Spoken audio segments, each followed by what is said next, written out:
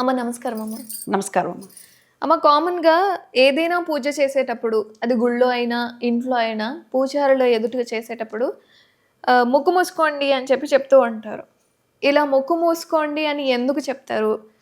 దీని వెనక ఏదైనా ఆంతర్యం ఉందా అండి? సాధారణంగా మనం గాలి పీల్చుకునేటప్పుడు చేయాల్సిన శ్రమ ఏమి ఉండదు కానీ, స్పెషల్‌గా పర్టిక్యులర్‌గా ఈ విధంగా చెప్పడం వెనక కారణం ఏంటి? అంటే దీని వెనక అర్థం ఏంటి అనేది మీ మాటల్లో? ముక్కు మూసుకోవటం అది పూజలో ఒక భాగంగానే అనుకుంటాం మనం. అయితే ఏంటంటే దీన్ని ప్రాణాయామం అంటారు. ఈ ప్రాణాయామం అంటే మనకి ప్రాణాయామం అంటే ఏంటి అంటాం. ఇవాళ యోగా ప్రక్రియలో కూడా ప్రాణాయామం అనేటటువంటిది చాలా ముఖ్యమైనటువంటిది. చాలా మంది చేస్తున్నారు. ఎస్పెషల్లీ మొన్న కరోనా వచ్చినప్పటి నుంచి ఇంకా కొంచెం ఎక్కువ అయిపోయింది, అవగాహన అనేటటువంటిది బాగా పెరిగింది. సరే, ఈ ప్రాణాయామం అంటే ప్రాణాయామం ఎట్లా చేయాలండి? అందుకని వాళ్ళు ఏమంటారంటే, చేయించేటటువంటి ఎవరైతే బ్రహ్మగారు పురోహితులు వారు ఉన్నారో వారు ఏం చేస్తారో ముక్కు మూసుకోండి అంటారు. ముక్కు మూసుకోమంటే ఇక్కడ ఈ గ్రంథాలను మూసుకోవటం కాదు, ఇక్కడ మూసుకోవాలని ఇక్కడ మూసుకుంటారు రకరకాలుగా ఇట్లా అంటూ ఉంటారు. అసలు దీన్ని ఏమంటారంటే ప్రాణాయామం అని అంటారని చెప్పా కదా. దీన్ని ఏ విధంగా మూసుకోవాలంటే, మనకి ఈ బొటన వేలుని చూసారా, ఈ బొటన వేలు పట్టుకొని ఈ కుడి భాగంలో దీన్ని మూయాలి. ఈ ముక్కుని కుడి చేత్తో ఈ పైన దాన్ని మూస్తే దీన్ని ఏమంటారంటే పూరకము అంటారు. ఈ మూసినటువంటి గాలి అంతా ఎక్కడ బంధించాలి? ఇక్కడ బంధించాలి, ఎడం వైపుకి బంధించి ఉంచాలి, వదలకూడదు. ఆ తర్వాత దీన్ని తీసుకొని ఉంగరపు వేల దీన్ని తీసుకొని ఇట్లా మళ్ళా ఈ బంధించినటువంటి దాన్ని ఇటు పక్కన దీన్ని ఏమంటారు? పూరకం అంటారని చెప్పా కదా. ఇట్లా పట్టుకున్న దాన్ని వదిలేసిన దాన్ని ఇక్కడ ఇలా బంధించిన దాన్ని ఏమంటారు? కుంభకము అంటారు. కుంభకము అంటారు. ఈ బంధించిన దాన్ని మళ్ళీ ఇటు పక్క నుంచి వదిలేస్తాం.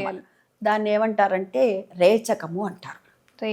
రేచకము, పూరకము, కుంభకము, రేచకము. అంటే ఇది పట్టడం, ఇలా బంధించటం, తర్వాత తిరిగి వదిలేసేయటం.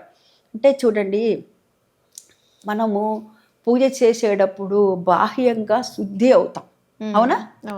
అదేవిధంగా ఈ లోపల షట్చక్రాలన్నీ కూడా శుద్ధి అవుతాయి అన్నమాట. ఈ బయట గాలి ద్వారా వెళ్ళిపోతాయి.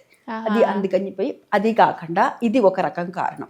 ఇంకొకటి ఏంటంటే, మనం ఎప్పుడైతే ఈ విధంగా చేశామో ప్రాణాయామం అనేటటువంటిది, ఈ విధంగా చేయటం, ఈ పూరకం, కుంభకం, రేచకం, ఈ మూడింటిని కూడా మనము పాటించినట్లయితే, ఈ విధంగా ప్రాణాయామం చేసినట్లయితే కనుక మనం భక్తిగా భగవంతుడి మీద మనము ధ్యాస నిలపగలుగుతాం.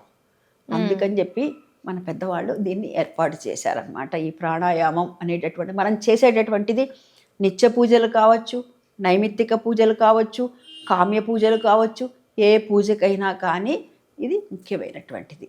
ఇది దీంట్లో ఉన్నటువంటి ముక్కు మూసుకోవటం అంటే అర్థం అది.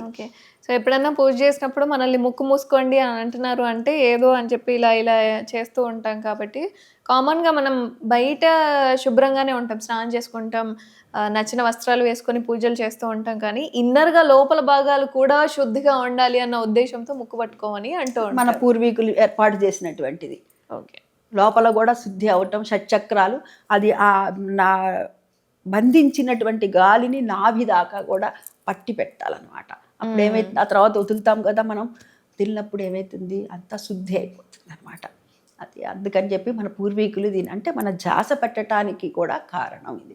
మనం ఎప్పుడైతే ధ్యాస పెట్టామో భగవంతుడి మీద, భగవంతుడి యొక్క మన అనుగ్రహం మనకి కలిగి తీరుతుంది. అది దీంట్లో ఉన్నటువంటి ఆంతర్యం అమ్మ. ధన్యవాదాలమ్మా.